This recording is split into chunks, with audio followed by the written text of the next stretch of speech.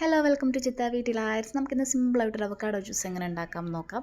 Avocado നടുക്കുന്ന് നന്നായിട്ടൊന്ന് മുറിച്ച് കൊടുക്കുക. എന്നിട്ടൊന്ന് ടിൽറ്റ് ചെയ്യുകയാണെന്നുണ്ടെങ്കിൽ ഈ മോഡലിൽ ചെയ്യുകയാണെന്നുണ്ടെങ്കിൽ കുറച്ചും കൂടി ഈസി ആയിട്ട് നമുക്ക് അവക്കാഡോ നല്ലൊരു ക്ലീൻ ഷേപ്പിൽ കിട്ടും. അതിനുശേഷം നമുക്കൊരു ഐസ്ക്രീം സ്പൂൺ കൊണ്ട് അതിലെ മൊത്തം ഫ്ലഷും ഒന്ന് ചുരണ്ടിയെടുക്കാം.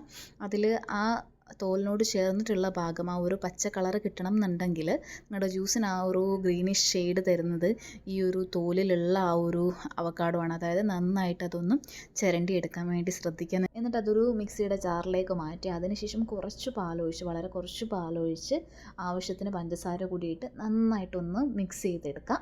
അപ്പോൾ നമുക്ക് ഈ ഒരു കൺസിസ്റ്റൻസിയിൽ വരും. അതിനുശേഷം നമുക്ക് ആവശ്യമുള്ളത്രയും പാലൊഴിക്കാം. തിളപ്പിച്ചാറിയ പാലാണ് ഇവിടെ യൂസ് ചെയ്യുന്നത്.